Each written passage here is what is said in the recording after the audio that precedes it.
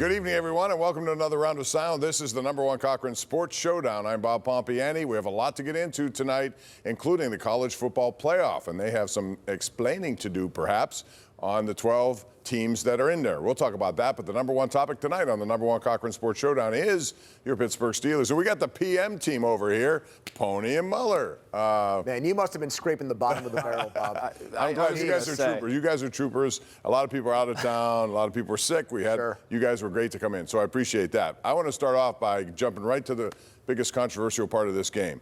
Chris, Isaiah Likely. To me, it looked like a touchdown pass and reception. I understand the rule. I don't like the rule because I didn't like it with Jesse James. Was that a touchdown? By the rule, no. By anyone's common sense application of did the man catch the ball and control the ball in the end zone, where the rules are usually a little bit different for possession and what you need to do? Yes, it was a common sense touchdown. No, it was not a rules touchdown. If he gets that third foot down or that last step he's taking before Porter's able to jar the ball loose, which happened, milliseconds apart from one another, I would have said that's a touchdown because he has started to make a football move with possession in the end zone.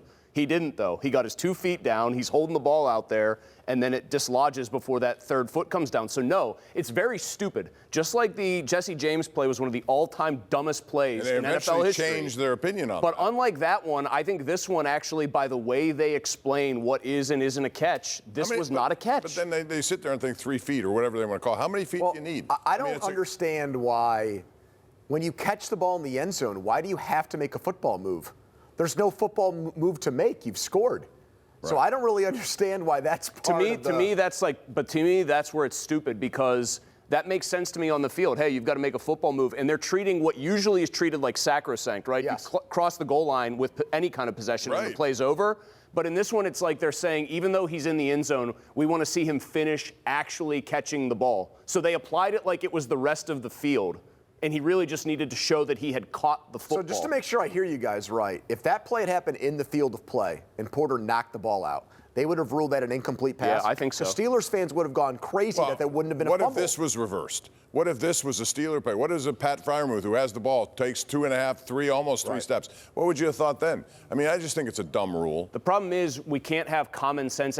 You can't have a part of the rule book where it says, does it look like a catch here? Obviously, we can all agree, let's move on, because they just have to codify every single thing, and that's where you get stuff like this happening. But it still was a very impressive Steeler win, and the fact that they went down there and coming away with a 27-22 win, which puts them in first place. So the big question to me is, how impressed were you with this performance, Andrew? We'll start with you on this one, because there are lots of it. You know, when you give up over 400 yards, it's not necessarily an impressive performance, yet they made plays when they had to. I'd say there's aspects of it that I'm impressed by. I mean, the fact that they didn't complete a pass over 20 yards for an entire month, and then the first play of the game was a ball that traveled 40-plus yards in the air, and then you started the second half with the same thing, and their second half offensive starts had been so lousy. Yeah, I am impressed by that part. I mean, Aaron Rodgers outplayed Lamar Jackson. I think that's just not me. And you like that, huh? Lamar hater. It is. You like that. Very excited about it. Pony could not handle Lamar. Pony actually applying a curse to somebody other than a Pittsburgh sports team? Yes. This was impressive. So that part was huge, and obviously DK Metcalf came out of mothballs and had a gigantic game. So those are two obviously very important players for the Steelers, and the fact that they showed up in a huge rivalry game that put them in the driver's seat for the AFC North is impressive to me. I'm really conflicted trying to analyze it, because I think it showed one NFL truism. You have to be able to take yards in chunks as an offense. And look, they took yards in chunks to start each half. They had another long play to Metcalf at various points. Warren's touchdown is a long play. It's almost 40 yards in a chunk. And, man, that covers up and papers over a lot of warts that you might otherwise have when you can get 35 or 40, because then it just makes everything else so much easier. But good teams, right? If we're all trying to figure out that they show us they're actually a good team winning on the road, you don't get completely snowed in the fourth quarter when you're trying to put the game away. And at one point, I think from the time when they went up 27-16 with 3.5 left in the third to like a point midway through the fourth quarter, they got outgained 174-0. Well, Mike talked about aggressive after the game. They were, but not at the end. The whole fourth quarter, they basically put it in park and tried to hang on for dear life. And after the Ravens missed that fourth down play, all they had to do was get a first down. And they had Aaron Rodgers actually having a pretty good game, and they clearly were saying, no, we're still going to trust our defense. The only thing I'll say, and I know Andrew will disagree, and we could fight about this, I still think even though Romo and Nance were making it a point on the broadcast to say, hey, Lamar's moving better than he has been the last 2 weeks, that still did not look like the full version of him. Like, he was obviously better than he has been these last 2 games where he couldn't move. But Lamar, I think plays in that game change if he feels fully confident that he's like that dude. Week 1 Lamar, Pony. Right. To just give you an example. Yeah, but Aaron Rodgers wasn't fully healthy either. Listen, right? I'm not going to dock him too many points. Yeah, I'm not going to dock him too many points because they still had a good game plan. They didn't give him lanes to make it easy for him, and I'm not going to apologize for them winning a game here, but if this was people saying, hey, did I see signs of a command performance and maybe a team starting to actually get some forward momentum, I didn't see enough consistently in this game to feel that way. Well, I was referring to that when they had a possession, they ran the ball twice, and you knew that was coming, even though everyone else knew. I would have thrown it on 2nd down instead of waiting until 3rd down. Then they threw it short of the sticks, and they gave Baltimore one more chance. And if it wasn't for the 15-yard penalty or whatever it was on the kickoff return, that field position would have been a little bit three things different. happened in that sequence that helped them win, and this is why I think Chris is saying what we learned from this game is that the Steelers are the best of a bad crop of teams in this division. They punted the ball back to the Ravens. First of all, it was a great punt by Waitman. And then you had a horrible hold, and then Voorhees had a hold on the first. I mean, they thought they were going to get the ball back at midfield, and they ended up getting the ball back closer to their end zone. So that, to me, when they only had 1 timeout, and given what Chris said about Lamar, he's not the playmaker now that he was last year. That put the Steelers in position to hold on to the game. Now I want to talk about the run game, both sides of it. They haven't been able to stop the run consistently. They did it against Jonathan Taylor at times with the Bears, but overall, there are games like what we saw last week and again this week, and yet their run game themselves, they only had like 34 yards rushing. You can't sustain winning football, I don't think, with those kind of numbers, can you, Chris? No, I don't think you can. I mean, like I said, the big difference was they actually hit the shot plays and they took chunks in the passing game, and so it made everything else look a little better. But it's just as alarming that the Ravens, without Lamar as sort of the numbers game wild card in their run game, like you know he's not going to be pulling it a lot in this game. Mitchell running all over them on a big gainer that almost went for a touchdown. I thought the story of the game in some ways from the Ravens' perspective, like the subtle one was, why did they just not say, we're going to pound the ball until you stop it? Yeah, like, I agree. They put the ball in the air with Jackson when at less than 100% with his legs, he doesn't present the kind of challenges and problems for a secondary that he normally would. Yep. Put 22 on the field, hammer the ball. Like we had Tomlin talking about Patrick, what did he call him? Rashad Bateman, practically. You know, Patrick Ricard. Yeah, during the week. Make them stop it, because I don't think the Steelers would have. And also, how many guys were dropping? Patrick Queen, God bless him, like that guy Bateman played. Patrick Queen tried to gut out a game where he was clearly hurt. Give him a lot but of if you see guys like that hurt, why are you not attacking if you're Baltimore with your big heavies? I mean, I think that John Harbaugh, yet again, I thought outfoxed himself in this game. You've got it's 3rd and short, 4th and short plays. They're taking shots way downfield when all you need is a Derrick Henry or Lamar Jackson run in those situations. Missed extra point. I mean, I do agree, though, on another officiating blunder. I did not really see a penalty on that play that turned. Steelers field goal. Yes, a Steelers field goal into a touchdown there, Bob. Did you? No. Chris said it's a wrong call. I mean, when we had the postgame show, it was a wrong call. And then think about it. That's a 4-point swing. Absolutely. Baltimore's driving to kick a field goal at the end of the game instead of the weird part about that is I was watching after that play, and Harbaugh's a special teams guy by trade, and that's how he got his big coaching breaks. And I didn't look at him as being nearly as mad about that particular play when they cut to him. Like he just kind of went, He said he didn't touch him. He didn't touch him. He did a little bit, but then like the other stuff, he was so much angrier about clearly. Right. But you know what? I think Pony's overall point about Harbaugh stands. I mean, the one thing we criticize Mike Tomlin a lot in this town, when they play the Ravens, John Harbaugh turns stupid because he's so desperate. A lot of the time he does. He's so desperate to prove he's smarter than Mike Tomlin. He shoots himself in the foot repeatedly, and I thought he did today. We got to take a break on that note. When we come back, we'll talk about the fact the Steelers are in first place. We'll look ahead to the next 4 games. Can they seal the deal and win the AFC North? We'll also get into the rest of the AFC, which is changing every single week. It's pretty amazing. All coming up right here on the #1 Cochran Sports Showdown.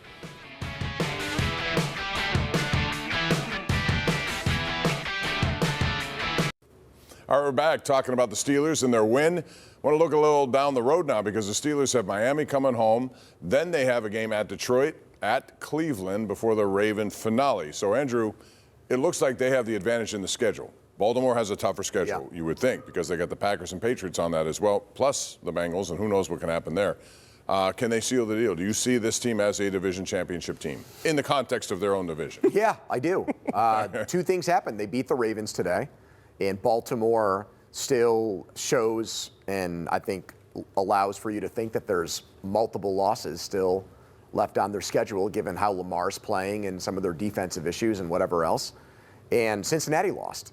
They're 4-9 now. So the odds of them actually coming back and being maybe a dark horse spoiler in this whole thing, I think that went out the window in Buffalo. So I think 10-7 is a lock to win the division. I think they could probably win it with tiebreakers at 9-8. And I also don't think Lamar plays the rest of the games this year. I'm not, to what Chris said about his injuries, I'm not convinced now that he doesn't just at some point say, I'm done. And these injuries, it's not worth it for me to keep playing, and I'm going to pack it in for 2026. I mean, if they lose their next one, I could see them potentially throwing in the towel early. I think the biggest thing that happened in the context of the AFC North today was that the team with, I think, the healthiest, best, most trustworthy player saw that guy make a horrible mistake that cost them a game, and that's the Bengals and Burrow with the Benford pick 6. Oh, my goodness. And that changed that game. The Bengals win it if he doesn't throw it. And I think that you could have easily drawn out like a scenario where the Bengals win that game, and even though the Steelers win this one and have already finished that season series, since he just goes on a tear with a healthy Burrow. Their schedule was easy. Because their schedule is very easy, and the Steelers maybe slip up because I don't think that they have proven themselves trustworthy and still maybe lose this division somehow. But more than anything, the fact that they managed to hold on and win this game and how uninspiring and not dangerous Lamar looked in this game makes me think that now that the Bengals have 9 losses, even if they end up staggering in at 9-8, the Steelers do, and can't like get to 10, I think the division's theirs. I mean, it moved their odds to, I think, 80% to win this division today, winning this game. So that coupled with, I don't know, am I barking up the wrong tree, by the way? The Ravens usually kind of, not scare me as a viewer, but like I'm waiting for something bad to happen, like an explosion like happened in the playoffs or last year in the second meeting. It's happened to them all year. At no point in this game, even though Henry was running it well, did I feel like, man, here comes a tidal wave of offense. And so that more than almost anything is why I don't think the Steelers have that much to worry about if they can just handle some basic business here. Colts had a bad blow to them today. Daniel Jones looks like he's going to be lost for the season. I haven't seen an update on that, but he grabbed his Achilles. He was down, banging his helmet on the ground. So what does this do to the AFC? Because right now New England is a second seed to Denver after Denver won today. Which team do you think ultimately emerges out of this AFC, and can Kansas City get back into it? Yes, they can. I'll answer You that. could have just said yes for both. If Kansas City gets in, the timing it's them of when I'm answering this question, when it airs, might make it seem ridiculous. But as we sit here and talk, the three of us right now, I do still think they're alive because of the Daniel Jones injury. Denver again beat a Kenny Pickett-led Raiders team in the second half. Pickett threw a touchdown. Nice one. Over the middle. By only 7. Another one-score game against a bad team.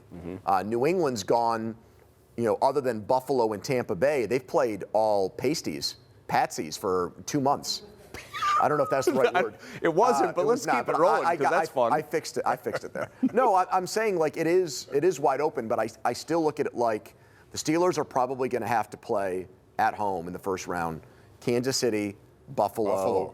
Or maybe Buffalo. Houston, and I don't think I'd pick them against any of those teams, Bob. It's funny that Andrew started, though, with Kansas City because I have a similar dilemma. I think a team that could be very problematic if they get in is Houston, which is also a team that, as we speak right now, is in pretty good shape, but we don't know how it's going to go. That's the best defense in football. No offense to Denver, Houston's.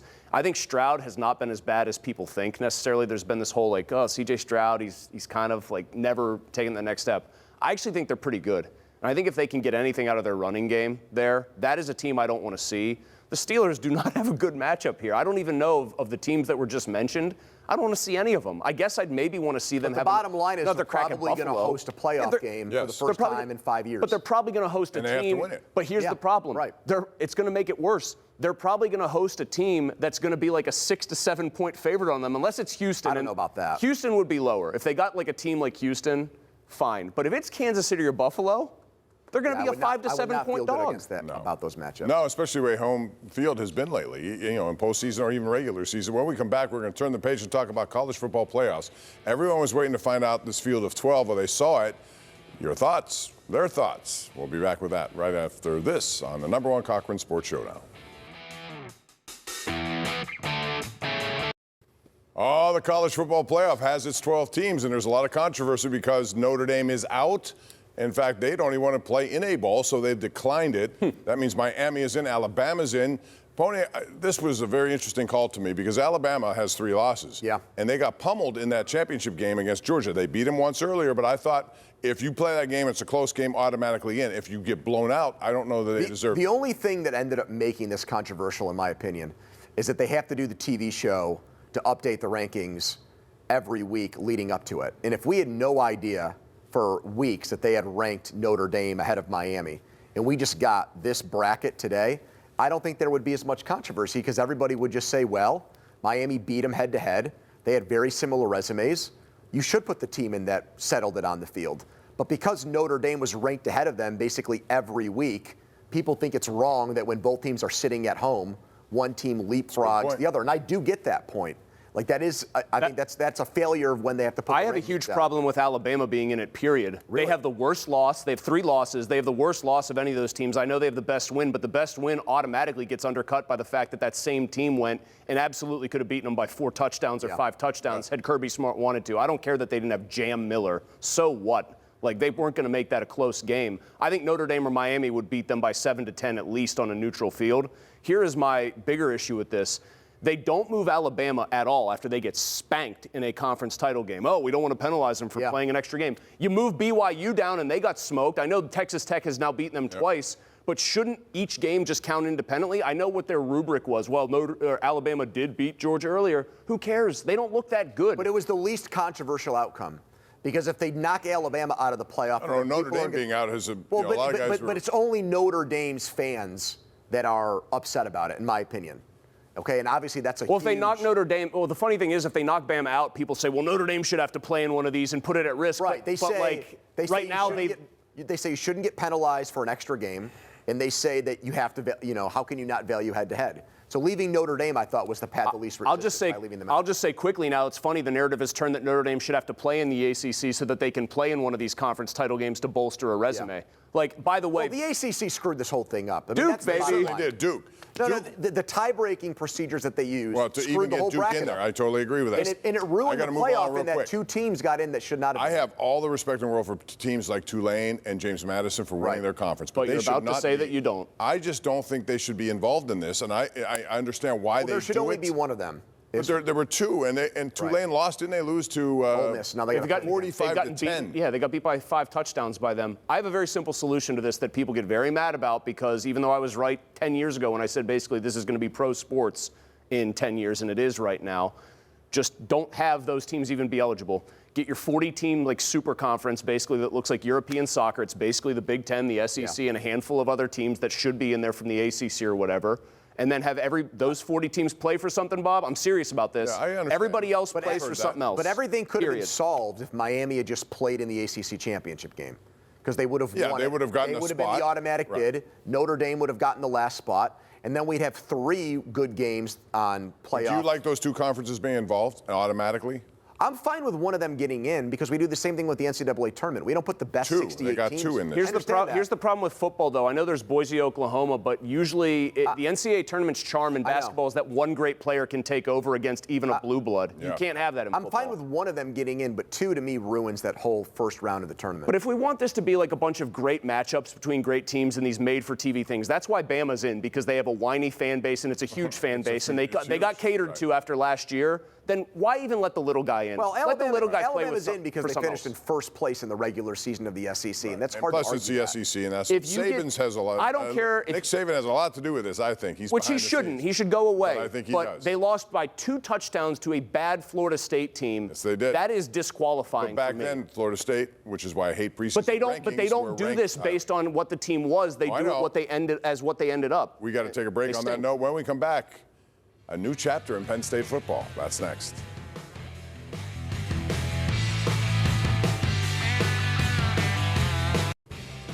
Hey, if you're in the market for a new vehicle, check this out. Don't settle for anything less than #1 Cochran Kia's clearly better car buying experience. You can enjoy exclusive clear-cut pricing where you get their most competitive offer. Get it up front. Take advantage of these exceptional lease and finance rates and choose from a lineup of hundreds of new models. They got them there. Experience clearly better car buying at #1 Cochran Kia. You can do it in-store, online as well, cochrankia.com.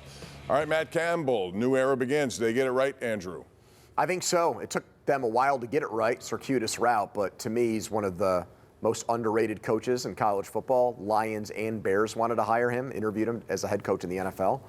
3-time Big 12 Coach of the Year, 11 wins in 2024. Yeah, I think he's going to do a lot better at Penn State. Am I a Penn State hater? Yeah, probably. Do I have some questions that Pony doesn't have? Yes, I do. I think he's done a really good job by and large at a moribund program traditionally. His 2 best years, last year with 11 wins, no Oklahoma and Texas anymore in the Big 12. In the year before, where they had 9 wins in 2020, that's a COVID year. I throw both those out. It's a lot of 7-6, an 8-4 here and there. We'll see. He's not the worst candidate they could have found after this long of a search, but I don't think it's a slam dunk. Yeah, just to me, it was intriguing it took this long. And he clearly wasn't their first guy. Like, people think that, they came back around. No way. Johnny Majors, that doesn't mean it's a bad hire. Johnny Majors had a losing record there and got the Pitt job. Think about that. That's how hard it is to win. Oh, there's no question. Look at Paul Rhodes' record there, for example. Yeah, I totally agree. Done a good job. We'll see what he can do at Penn State. The good news is Terry Smith's staying on, and that's a big addition to their staff to keep him there because he's got all the recruiting ties that you need in Western Pennsylvania and beyond. We'll take a break, come back with more right after this on the #1 Cochran Sports Showdown. Next up, Miami Dolphins Monday night. They've won 4 in a row. What do you think, Chris? This is the Steelers. They're going to lose the game and probably by 2 scores. Come on. Steelers 49, Dolphins 3. 49-3. You talk about 2 different kind of opinions. We got them here for you. It's the #1 Cochran Sports Showdown. We are out of time. We have all sorts of shenanigans going on over here, including Richard Nixon. Good night, everyone.